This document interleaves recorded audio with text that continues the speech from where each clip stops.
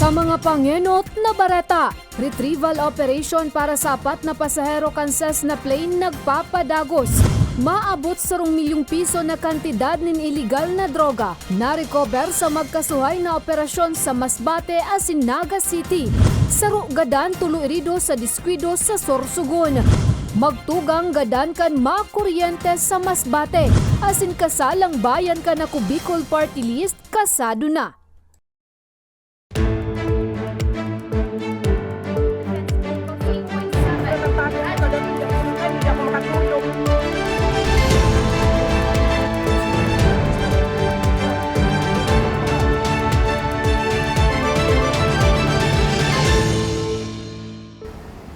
Maray na hapon, Webes, Pebrero 23, taong 2023. Uninaan mga baretang tatak Bicol. Madadangugman ang mga baretang ini sa 88.7 Radyo Uragon Catanduanes sa 90.7 Radyo Uragon Legazpi.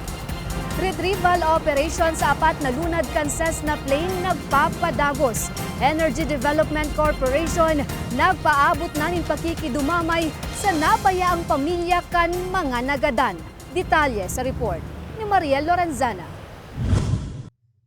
Dipisil para kay Eduardo Jimenez, pamayukan Corporate Social Responsibility Department kan Energy Development Corporation, akuon ang trahedyang kinaabtan kanapat niyang pag-iriba sa trabaho na sinda Captain Rufino James Crisostomo, mechanic crew na si Joel Martin, asin duwang Australian national na sinda Simon Chipperfield asin Carty Santanama. Kasubagong alas 12 nin maagahon, nakumpirmar sa ginibong search and rescue operation na mayunaan mga ininin buhay asin nasa state of decomposition na ang mga hawak. Sa ibong kaini, pigsyerto ni Jimenez na padagos ang koordinasyon ninda sa mga nabayaang pamilya kan mga biktima. Pasalamat man subot siya sa lokal na gobyerno kan Kamalig na daing untok sundo na makuha ang hawakan apat. Una, maraming salamat sa patuloy niyong pagdarasal at pakikisimpatya, lalo na sa pamilya ng mga nasawi at siguro sa mga kasamahan namin sa trabaho. Hindi madali ang nangyari, isang trahedya nga kung nasabi na natin. Pero kailangan natin gumalaw, kailangan natin kumilos para mabigyan sila ng nararapat na na pag-aasikaso. So yun ang inaasikaso namin ngayon. Sigon si Area Manager kan Bicol International Airport na si Cynthia Tomanot, day paninda masabi kung ano talaga ang naging kausa kan pagbagsak kan eroplano. Yung oras at altitude na binigay ng piloto ay naibigay namin sa publiko. At the same time, yung instruction po ng aming air traffic controller na mag-report 20 miles out. Ang problema po, after that, expected na dapat mag-report si piloto, hindi nakapag-report, kaya nagkaroon ng declaration na distress phase. So what we did is the same pa rin sa procedure na kailangan namin na i-confirm kung saan baka lang nakalapag sa Naga Airport, sa Daet Airport, but then after... Aminado man ang otoridad, day pa masabi kung ori ng gad o anong oras may bababa ang bangkay kan apat. Urog nang kung masakit na ang terrain pasakat sa lugar, mas masakit na ang pababa hulitadara na kan mga rescuers ang labi kan apat na biktima. Na-imagine na sabi ko papunta pa lang doon 4 to 5 hours. Pagbaba, mas matagal yon. Yun ang kwa doon. Kaya hindi natin ma-approach. Buti kong aeroplano yan, nakakuha nila kung anong oras darating. Estimated time of arrival. Ito, hindi natin makakuha ng estimated arrival. Kuha lang to, sabi ko lang, pinag-check ko lang para sa akin, more or less ganun. Nagpapasalamat naman ang pamayukan Albay Provincial Safety and Management Office o APSIMO sa daing untok na suporta asintabang kan EDC asin iba pang ahensya sa ginibong operasyon. Sa ngunyan, nakaantabay na sa naan opisina sa magiging resulta kan retrieval operation. Saro sa mga konsiderasyon ang kamugtakan kan panahon asin kapasidad kan mga responder. Of course, with the full support na hindi tayo pinapabayaan ng EDC, all throughout talagang nandiyan ang EDC, Energy Development Corporation. Full support sila sa lahat ng resources, including vehicles and kailangan ng mga rescuers, and then chopper, aside from yung chopper ng top 5 and Navy. Hagad sa nakan otoridad ang positibong resulta kan retrieval operation. Para sa mga baretang tatak, Bicol, Mariel Lorenzana. Ipinapaabot man po kan bilog na manihamiento kan ako Bicol Online TV ang pagkikidumamay sa pamilyang nabayaan kan apat na nagadan sa nasabing insidente. Mientras tanto, sa ibang bareta, lampas 300,000 pesos na kantidad ng illegal na droga na kumpiskar sa nagpositibong operasyon sa Masbate. Target naman sa operasyon, arestado. Detalye sa report ni Nomer Corporal. Arestado sa pigkasar na bypass operation kang pinagsararong puwersa kang PDEA Masbate, Masbate Regional and Provincial Drug Enforcement Unit, asin Palanas Municipal Police Station, ansarong tulak ning droga sa Barangay Maravilla, Palanas, Masbate, Kasubanggi. Binisto ang sospek na si Marvin Acuña y Cañete, na kumpiskar sa posisyon ni Acuña ang 5 gramo ning pigtutubudang shabu asin 5,000 pesos na budel money. Na-recover man sa gamit kaaning tricycle ang 5 plastic sachet na may laog na pigtutubudang shabu. Pigkakarkulong na sa 50 gramo asin nagkakantidad 375,000 pesos. Ito yung modus nila, tinatago or isinisilid popcorn or sa laundry detergent sachet yung kanilang illegal na droga para maging discreet sa mata ng publiko. Nakadulag man sa operatiba ang kaibanan ni Acuña na binistong si Ronnie Banda Adige kan Barangay di Masalang parehong Banwaan. Yung nakatagpo ay patuloy pa ding hinahanap. Though identified naman siya, so kasama siyang papailan natin ng kaso. Ito namang nakatakbo, mas mabuti pa na sumuko na lang or hintayin na lang na mag-issue ng warrant of arrest laban sa kanya. Sa presente, nasa kustudiya na Palanas MPS ang sospek na naampang sa kasong pagbalgar sa Republic Act 9165 o Comprehensive Dangerous Drugs Act of 2002. Ngunya na taon, ininang ikasampulong matrayumpong operasyon kontra drogas sa nasabing probinsya. Para sa mga baretang tatak Bicol, Nomer Corporal. Lampas kabangang milyon na kantidad ng iligal na droga na kumpiskar man sa nagpositibong operasyon sa syudad ni Naga. Detalye sa report ni Mariel Lorenzana.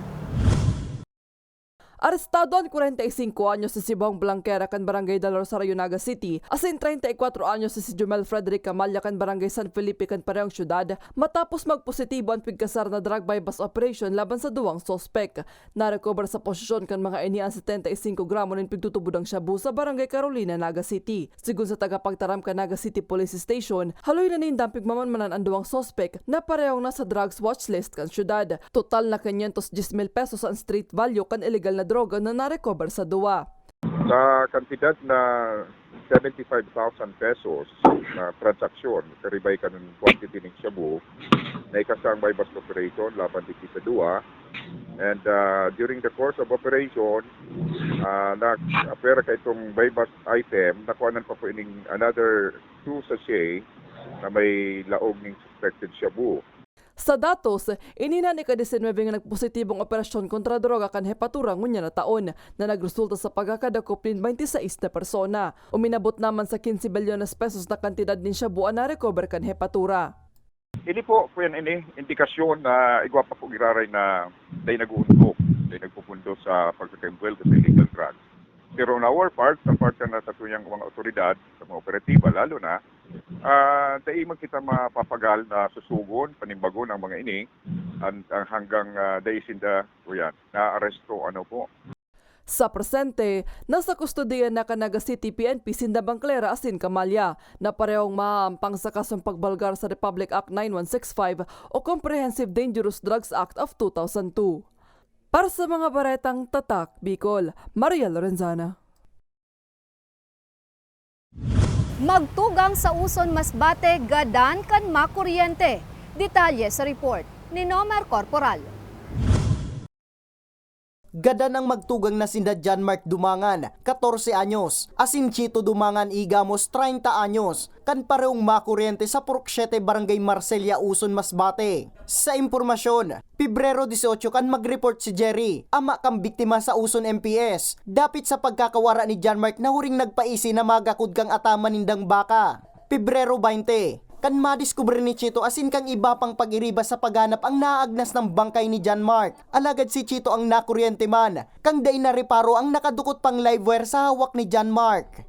So parang hindi niya alam na yung pala is na kuryente, may kuryente doon.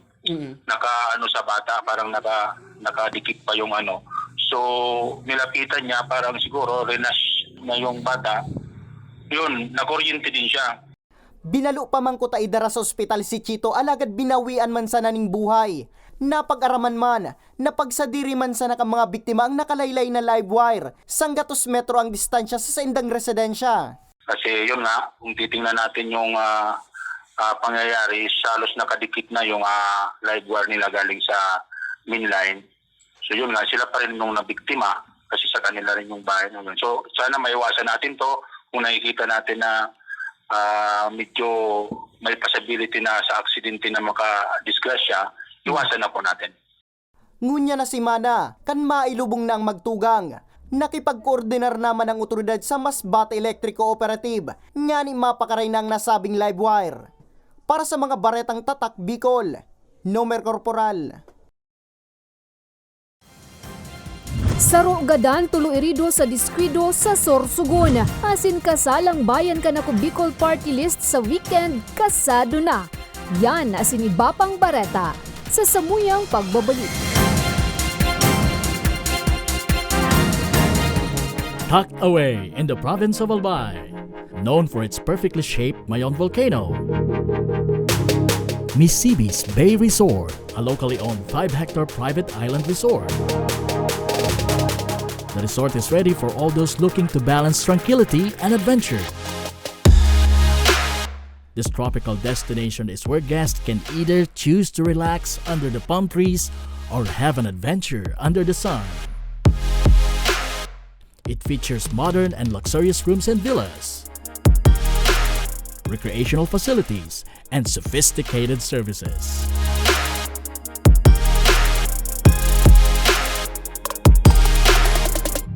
Come and experience Misibis Bay Resort, your tropical island getaway.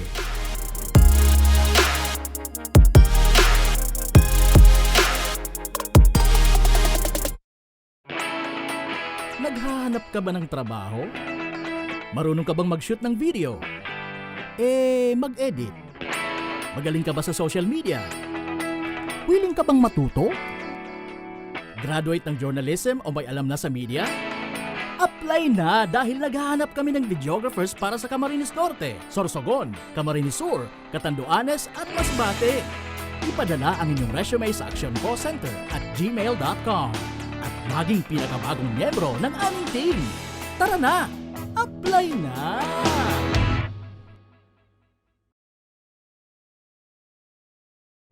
Sa imong ka nagpapadagos na pandemya, daima nag-uuntok sa pagriparo ang satuyang satiring partido, ang Ako Bicol Party List, yaon pirmi sa pagpadangat kan mga kasaraditan, sa tabang kan manto ni ina, ano man na panahon, hain ka man sa kabikulan.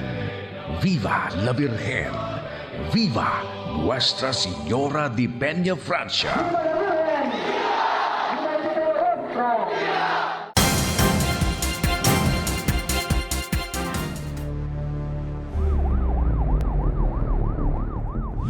Nagbabalikaan ako Bicol Online TV. Saro gadan tulo irido kan makasalpok ang sarong kotse sa sarong nakaparadang truck sa Sorsogon. Detalye sa report ni Carmelo Balya. Hagop sa CCTV footage sa Barangay San Juan Roro East District sa Sorsogon City ang pagkakabanga kan sarong kotse sa likod kan porsyon kan sarong nakaparadang truck. Poko mas o menos alas 2 din hapon kasudma. Sa kusog kan impact, dead on arrival ang 40 anyo sa Sidarel Cuyco kan Quezon City, lugadan man ang tulo pa kaining pag-iriba na sinda Police Lieutenant Jomel Banawis Cuyco, 23 anyos kan Regional Medical Dental Unit kan National Capital Region. Merjoy Robilom, 29 anyos kan Parañaque City, asin ang 7 anyos na aki. Apparently, kumahiling ka po duman sa video na nagkalat, wala man po kitang nahiling duman na early warning device. Sa investigasyon kan Sorsogon City Police Station, napag-araman na narautan ni Rida ang nakaparadang truck na pigmamaneho ni Ruel Herbon Gabriel, 33 anyos. Antes pa man maribayan ang Rida, nabunggo na inikanimbueltong kotse na nagpurbar sa naman kutang likayan ang lubak sa nasambit na tinampo, hasta sa mawaranin kontrol. And ang biktima na namatay na po sa morgue. So ang truck na nabanggaan po, yaw naman po dito sa police station para po magsangat kita ng kasong reckless imprudence resulting to homicide and physical injuries as well as damage to properties. Sa ngunyan, nasa kustodiya na kan Sorsogon City Police Station ang driver kan truck para sa magkakanigong disposisyon. Para sa mga baretang tatak Bicol, Carmelo Balya. Lalaki gadan kan malamo sa salog na sakop kan uson Masbate. Detalye sa report ni Nomar Corporal. Nagdurar ning haros 40 minutos ang ginibong search and rescue operation kang uson MDR Remo. Antes na ma-recover ang hawak ang 15 anyos na grade 9 student na nabutod sa salog na sakop kang barangay Quezon Uson Masbate. Mag-aalas 3 ning hapong kasudma. Sa impormasyon, alas 2 ning hapong kang parehong aldaw. Kaibang sa iyang tugang, nagpaisi ang biktima sa saindang magurang na makarigos sa nasabing salog. Mantang nasa pagkarigos, bigla subot na kuminusog ang bulos ng tubig sa salog hasta dain na buminutwa pa ang biktima. Nagpaalam daw yung dalawa, sir, na maliligo kasi halos malapit lang naman yung bahay nila sa ilo. Tatao naman siguro, sir, kaya lang sa sobrang siguro malakas yung agos. So, yun nga, siguro nahiwalay siya sa kapatid niya. Yun, nalunod nga, sir. Huli sa sumbong kang mga nakasabay pa kang biktima sa pagkarigos. Tulos man na naipabot kang punong barangay ang nasabing insidente sa otoridad. Maswerte naman na nakasalbar ang tugang kang biktima. Sabi ko din sa barangay official doon na sana tingnan nila yung posibleng kung ano ang magandang gawin natin para maiwasan, lalo sa barangay na kung pwede. Maiwasan na maglaro yung mga bata doon, maligo kasi may mga posible na mga ganyang current na bigla na lang nadating. Sa presente, nakapatente na ang bangkay kang biktima sa saindang residensya. Para sa mga baretang tatak Bicol, Nomer Corporal. Kasalang bayan ka na Bicol Party List, kasado na. Nagkapirang eksena sa paghahanda sa istorya ni Carmelo Balya. 22 na taon ng kasal sa West, sinda Marlon Asinloris kan syudad ni Legazpi. Bilang mag-agom, saro sa haloy naman ng dampang iturogan, iyon mabasbasan kan simbahan ang sa indang pag-ibahan.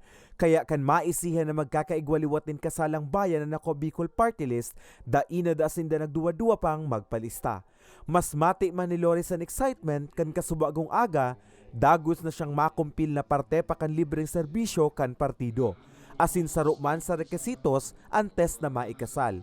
Sabi niya, daing katumbasan kaugmahan na namamatean niya ngunyan na naging posible sa tabang kanako Bicol Party List. Napaiba po kami digdi sa kasalang bayan, lalo na po na bako lang sa kasal, pati po kumpil, nakaresibi po kami ng grasya. Salamat pong maray. Daiman maipaliwanag kan magka-live-in na sinda Onel asin Erlin May kan daraga ang namamate ang kaugmahan urug pang duwang aldaw na sana mababasbasa na kan simbahan ang sa indang pagmiminootan. Sobra-sobra po talagang ugmana mo sa buhay namin. Hindi po tama namin yung makakalimutan. Gan ako Bicol, arkanin sa pagkumpil, grabe pa sa tabang sa mo, libre pa. Si tentang individual na kabali sa kasalang bayan ang pigkumpil kasubagong aga sa St. Raphael Church sa Legazpi City na pinanginotan ni Reverend Father Leandro Morillo. 14 ikakasalman ang binunyagan. Total na 49 padis ang nakatalaan na ikasal sa Sabado, Pebrero 25. Apwera sa libreng kasal, libre man ang reception kan mga magparadis nagigibuon sa sarong hotel sa syudad ng Legazpi. Ang kasalang bayan kan partido ngunya na taon, ang pang-5 best na ginibo sa bilog na riyon, asin 3 best ng ginibo sa probinsya nin Albay. Para sa mga baretang tatak Bicol, Carmelo Balya. Asin yan ang katiripunan kan mga baretang tatak Bicol. Gikan digdi sa banwaan kan Kamalig, ako si Jan Nunez. Salamat!